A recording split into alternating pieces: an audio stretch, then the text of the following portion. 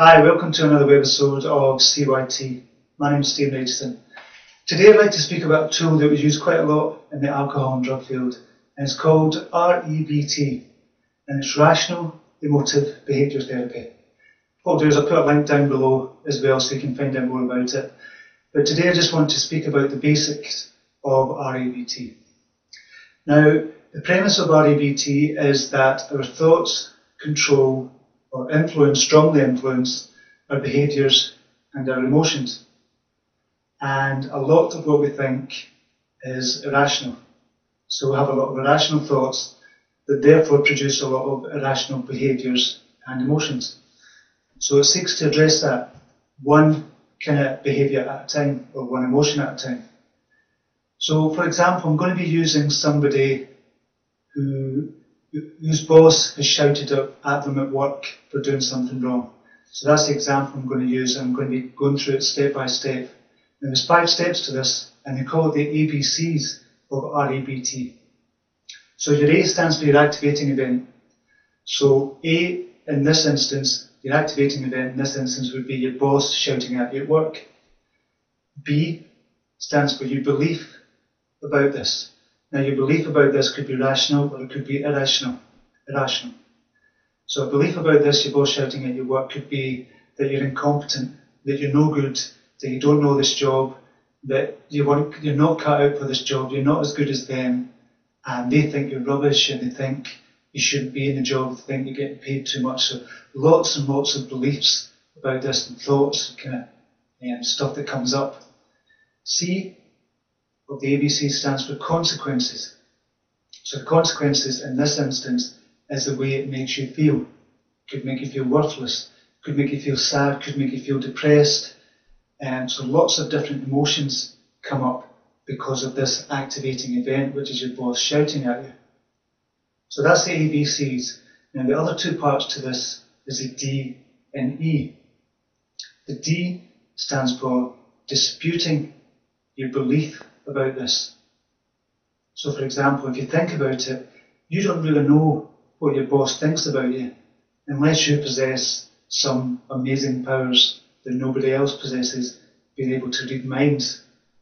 So you don't know that. So you dispute this by saying, well, you don't know what they think. You could also dispute it by saying, well, you've done lots of other good jobs in the past and you know your work is good, so you shouldn't feel worthless about it. So you look at all the good things you've done in the past as well. And you just look at the event or look at the belief and just say, well, your boss has just shouted at you because of her or his emotional behaviours or his kind of the way he deals with it towards you. So it's not necessarily about you. So you dispute everything you can about your belief about that activating event.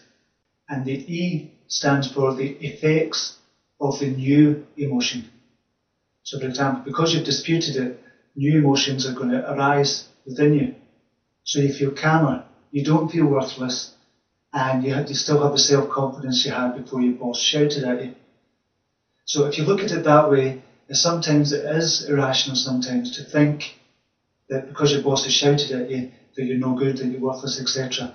So if everything comes up and you feel like this, or if you can think of lots of different things that come up, you feel like this, dispute every single emotion or behaviour as it arises. So what I'd like you to try just now, just as a way of looking at this, is to think about an event that's happened very recently. You've had some kind of emotional outburst because of it. Not an outburst, but just an emotional reaction to it. So for example, I'm thinking the other day I'd spilled a cup of coffee on the carpet. Now I got really angry, and it was actually myself that spilled the cup of coffee. I got really angry, and I thought, I'm just going to stain the carpet, this is going to be a nightmare, we're going to have to phone up the insurance.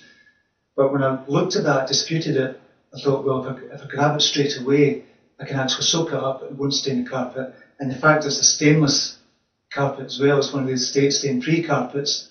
I didn't think about that at the time, but it's a stain-free carpet. So I looked at it rationally and pulled back the emotions I had towards it. So you can do this with every single kind of emotional outburst. And you might think this is a lot of hard work to do this with every emotion that comes up, or every kind of irrational emotional behaviour that comes up as well.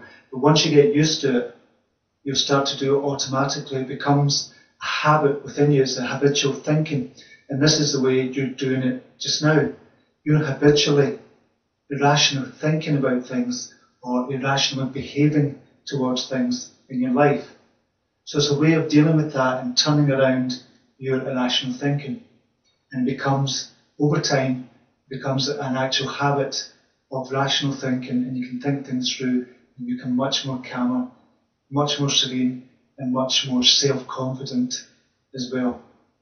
Okay, I hope that's helped, and I hope you like the new kind of video setup as well. I've got the kind of new lighting as well, so I hope you like everything, and if you, as usual, any comments, just leave them down below, and I'll leave a couple of links down below as well. Okay, take care, bye.